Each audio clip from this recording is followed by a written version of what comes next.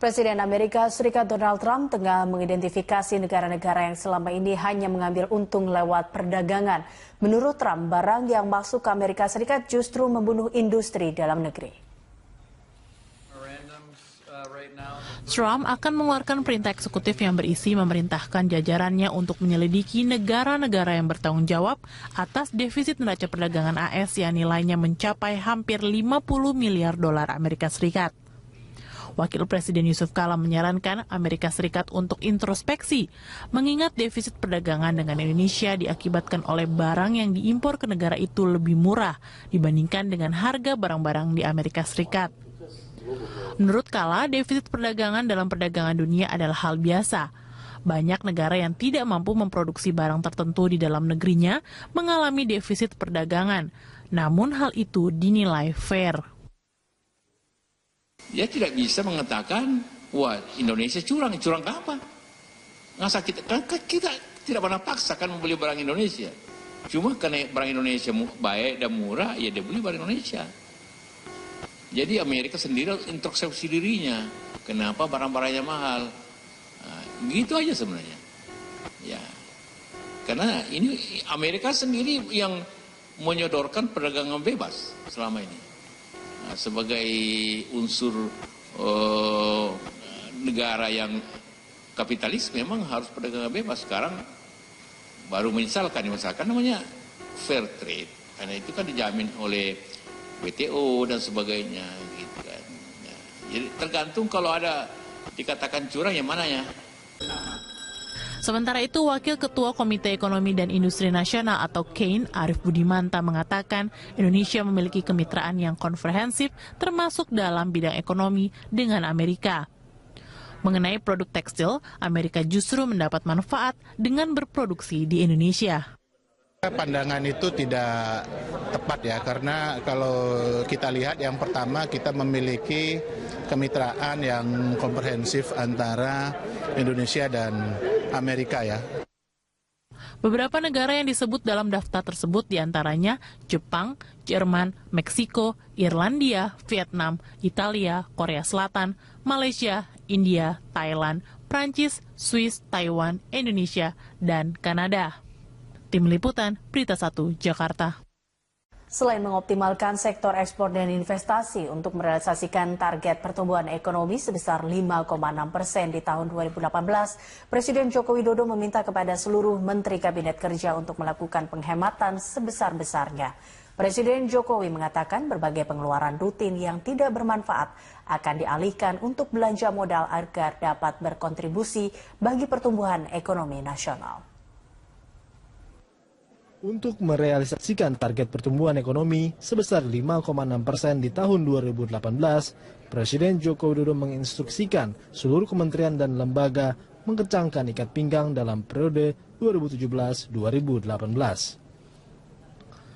Mumpung masih memasuki awal tahun, kementerian dan lembaga diminta mengecek kembali anggaran masing-masing. Anggaran di luar belanja modal yang dinilai berlebihan diminta untuk dipangkas. Presiden meminta para menteri untuk tidak terbuai dengan rutinitas yang sudah ada saat ini. Presiden tidak ingin melihat para menteri dan bawahannya menyusun dan menjalankan APBN secara curang sehingga menguntungkan diri sendiri dan kelompoknya.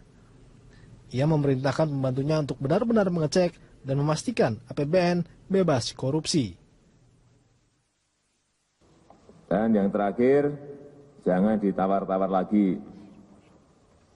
Pastikan bahwa seluruh APBN kita ini bebas dari korupsi dan lakukan pencegahan di kementerian dan lembaga masing-masing. Jangan ragu-ragu untuk bertindak keras, tegas terhadap uang yang berada di APBN kita. Untuk desain belanja di 2018, Presiden menyebutkan harus selaras dengan pembangunan infrastruktur nasional, baik yang sudah berjalan maupun yang ingin direalisasikan. Sebab selain pertumbuhan ekonomi, harus dibarengi juga dengan pemerataan ekonomi yang berkeadilan melalui pembangunan infrastruktur. Seperti diketahui, tahun lalu pemerintah melakukan 2 kali pemangkasan anggaran belanja. Pertama, pemangkasan anggaran belanja kementerian atau lembaga sebesar 50,8 triliun rupiah dalam APBN 2016. kedua 133,8 triliun rupiah dalam APBNP 2016. Akibatnya, pertumbuhan ekonomi kuartal ketiga 2016 tercatat 5,02% secara year on year, lebih rendah dari kuartal sebelumnya sebesar 5,19% year on year. Bahkan pemangkasan anggaran tersebut juga menekan pertumbuhan ekonomi kuartal keempat 2016 menjadi sebesar 4,94%. Tim Liputan, Berita 1. Presiden Joko Widodo menargetkan pertumbuhan ekonomi pada tahun 2018 sebesar 5,6%. Untuk mencapai target tersebut, pemerintah akan mengoptimalkan sektor ekspor dan investasi. Saat membuka sidang Kabinet Paripurna mengenai pagu anggaran indikatif tahun 2018 di Istana Negara, Presiden Joko Widodo meminta kepada seluruh jajaran menteri dan pejabat Kabinet Kerja untuk bisa merealisasikan pertumbuhan ekonomi sebesar 5,6% di 2018. Untuk mencapai target akan menggenjot ekspor dan investasi. Pasalnya kedua sektor ini adalah kunci utama bagi pertumbuhan ekonomi Indonesia. Presiden mengajak kementerian terkait mendorong investor baik dalam dan juga luar negeri untuk investasi pada sektor strategis seperti perdagangan dan infrastruktur. Presiden juga meminta agar tidak ada lagi peraturan yang menghambat investasi, baik peraturan di tingkat pusat dan daerah. Yang paling penting untuk pertumbuhan yaitu hanya ada dua sekarang ini. Yang pertama, naikkan ekspor. Yang kedua, naikkan investasi. Naikkan ekspor ini bukan barang yang mudah, karena pasarnya juga lesu. Tetapi sekali lagi ingin saya sampaikan, ada pasar-pasar non-tradisional yang bertahun-tahun nggak pernah kita lihat. Itu tolong betul-betul dikirim rombongan misi dagang untuk melihat opportunity, peluang-peluang yang ada di negara-negara itu, terutama yang penduduknya di atas 60, di atas 80. Yang kedua yang berkaitan dengan investasi, kuncinya hanya dua ini, nggak ada yang lain. Karena APBN nggak mungkin meloncat, nggak mungkin, udah. Kuncinya hanya dua ini. Yang kedua investasi. Sekali lagi saya ingin sampaikan, peluang investasi di negara kita ini gede sekali, dan banyak sekali investor yang berminat. Tetapi penyakitnya ada di kita sendiri. Presiden Joko Widodo menerima kedatangan para ulama di Istana Merdeka, Jakarta. Dalam pertemuan ini, Presiden mengapresiasi peran ulama dalam menjaga dan mengawal umat Islam dalam menjaga kedamaian dan kebersamaan. Berbagai daerah menggelar silaturahmi dengan Presiden Joko Widodo di ruang utama Istana Merdeka dengan didampingi oleh sejumlah Menteri Kabinet Kerja seperti Menko Polhukam Wiranto, Menteri Agama Lukman Hakim Saifuddin, dan Mensesnek Pratikno. Presiden menyatakan pemerintah ingin menitipkan pesan kesejukan dan kedamaian kepada para ulama. Saat membuka sidang Kabinet Paripurna, Presiden Joko Widodo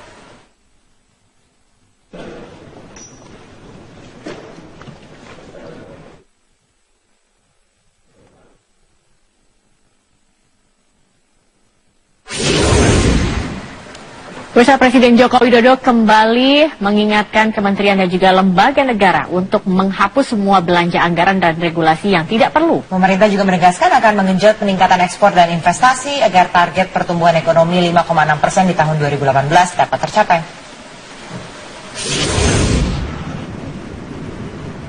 Saat membuka sidang Kabinet Paripurna di Istana Negara, Presiden Joko Widodo kembali menegaskan pagu indikatif rancangan anggaran pendapatan dan belanja negara tahun 2018 menargetkan pertumbuhan ekonomi sebesar 5,6%. Karenanya, Presiden meminta kementerian dan lembaga menghemat anggaran dan mengurangi belanja yang tidak perlu agar tidak memberatkan anggaran tahun 2018. Pemborosan anggaran yang dimaksud diantaranya adalah biaya perjalanan dinas, belanja pegawai yang berlebihan, dan pembelian yang tidak perlu. Kita ingin agar 2017-2018 itu dilakukan penghematan besar-besaran di seluruh kementerian dan lembaga. Rutinitas yang sudah bertahun-tahun terjadi, itu tolong lagi cek kembali Saya kira banyak sekali biaya-biaya yang bisa dipotong, banyak sekali biaya-biaya yang bisa dihemat, dan itu bisa dilarikan kepada belanja modal. Tahun 2018 akan menjadi ajang pembuktian program Nawacita Jokowi JK dan perwujudan target pemerataan ekonomi yang berkeadilan. Untuk mencapai target pertumbuhan ekonomi 5,6%, Presiden juga menekankan peningkatan ekspor dan investasi sebagai cara yang paling realistis. Termasuk diantaranya dengan mencari pasar ekspor baru dan menghapus regulasi yang memberatkan para investor. Dari Jakarta, Eko Frima Andani, Syahdam Arahman, Metro TV. Sidang ke-17 kasus penodaan agama mengagendakan pemeriksaan terdakwa Basuki Cahayapurnama. Menurut tim pembela hukum, pemutaran video dari JPU justru akan meringankan Ahok karena terlihat jelas tidak ada niat Ahok untuk menistakan agama. Tim pengacara mengaku sudah mengadakan simulasi dengan Ahok sebagai persiapan sebelum sidang ke-17 yang digelar Pengadilan Negeri Jakarta Utara. Terdakwa harus dapat menjawab pertanyaan dari jaksa penuntut umum untuk menunjukkan kebenaran material bahwa tidak ada kesengajaan dan niat untuk melakukan penodaan agama. Sebagai pendukung akan ada pemutaran video, ada 3 video yang diputar dari pihak terdakwa, yaitu video dengan durasi penuh Basuki saat berbicara di Kepulauan Seribu, potongan video Basuki di Kepulauan Seribu yang diunggah oleh Buniani, dan video pernyataan almarhum Gus Dur saat Ahok maju di Pilkada Bangka Belitung 2007. Kuasa hukum Ahok, Sira Prayuna, menilai pemutaran video dari JPU justru akan meringankan Ahok karena dalam video tergambar jelas tidak ada niat Ahok untuk menistakan agama. Kuasa hukum mengklaim alat bukti video tersebut akan semakin memperkuat sejumlah keterangan saksi dan ahli yang telah dihadirkan. Ya, untuk memberikan satu gambaran terhadap cara pandang apakah betul telah makna dari surat Al-Maidah itu seperti dimaknai dalam tuduhan jaksa itu gitu loh. Apakah dibolehkan memilih pemimpin yang tidak seiman gitu loh. Kalau itu memberikan satu gambaran saja saya kira. Sidang ke-17 kasus dugaan penodaan agama dengan terdakwa Basuki Cahayapurnama, agenda sidang yang mendengarkan keterangan terdakwa dan pemeriksaan alat bukti hingga kini masih berlangsung. Informasi selengkapnya kami telah bergabung bersama rekan kami Eva Wondo langsung dari Gedung Kementerian Pertanian Jakarta. Eva, seperti apa jalannya persidangan hingga saat ini? Zakia, hingga petang hari ini, sidang ke-17 kasus hukum Basuki Cahayapurnama masih berlangsung di Gedung Kementerian Pertanian Jakarta Selatan. Sejak pagi hingga petang hari ini, sidang digelar masih pemeriksaan alat bukti, baik yang dihadirkan oleh jaksa penuntut umum maupun oleh kuasa hukum Basuki Cahayapurnama. Beberapa alat bukti yang dihadirkan oleh jaksa penuntut umum, diantaranya yaitu video pidato Ahok di Kepulauan Seribu pada tanggal 27 September tahun lalu, baik yang berdurasi utuh atau penuh maupun cuplikan video Ahok. Kemudian ada pula video wawancara Ahok dengan wartawan di Balai Kota DKI Jakarta pasca kunjungan Ahok ke Kepulauan Seribu. Kemudian ada pula video konferensi pers Ahok di DPP Partai Nasdem.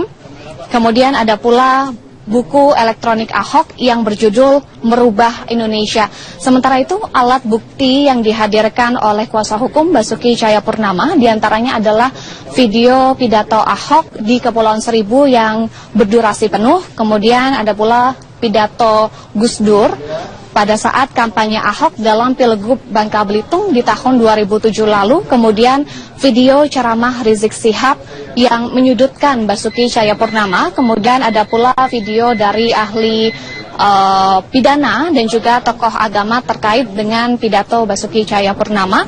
Kemudian ada pula beberapa alat bukti lain yang rencananya akan dihadirkan lagi oleh kuasa hukum Basuki Cahayapurnama. Hingga petang hari ini sudah 29 alat bukti yang dihadirkan oleh kuasa hukum Basuki Cahayapurnama. Dari total rencananya adalah 109 alat bukti yang akan dihadirkan oleh kuasa hukum Ahok, baik itu berbentuk rekaman maupun print out berupa data maupun pemberitaan terkait dengan kasus hukum Basuki Cahayapurnama. Rencananya setelah pemeriksaan alat bukti ini akan dilanjutkan dengan pemeriksaan terdakwa atau mendengarkan keterangan terdakwa Basuki Cahayapurnama hari ini dalam sidang ke-17 kasus hukum Ahok. Zakia. Eva, kemudian agenda sidang agama dengan terdakwa Basuki Cahayapurnama atau Ahok memasuki sidang yang ke-17. Ya, kali ini tidak ada lagi pemeriksaan saksi maupun ahli karena agenda sidang telah memasuki pemeriksaan terdakwa dan juga alat bukti.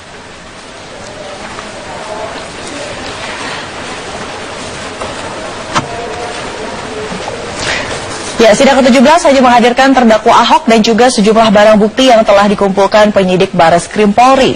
Kuasa hukum Ahok menyebut sidang hari ini memutar 3 video dalam sidang, yakni video utuh Basuki saat berbicara di Kepulauan Seribu, lalu potongan video Basuki di Kepulauan Seribu yang diunggah oleh Buniani, dan juga video pernyataan almarhum Gus Dur. Rekaman video almarhum Presiden Indonesia keempat ini berisi tentang pembelaan Gus Dur kepada terdakwa Basuki terkait serangan isu SARA yang menimpa Ahok saat mengikuti pemilihan kepala daerah Bangka Belitung tahun 2007 lalu. Selain itu, kuasa hukum juga menyerahkan beberapa dokumen surat untuk diperiksa majelis hakim. Dan agenda sidang hari ini dimulai dengan mendengarkan pemutaran video barang bukti, lalu mendengarkan keterangan terdakwa terkait barang bukti, dan terakhir keputusan mengenai jadwal sidang lanjutan. Rencananya pada sidang Selasa pekan depan, jaksa penuntut umum akan membacakan tuntutannya terhadap terdakwa.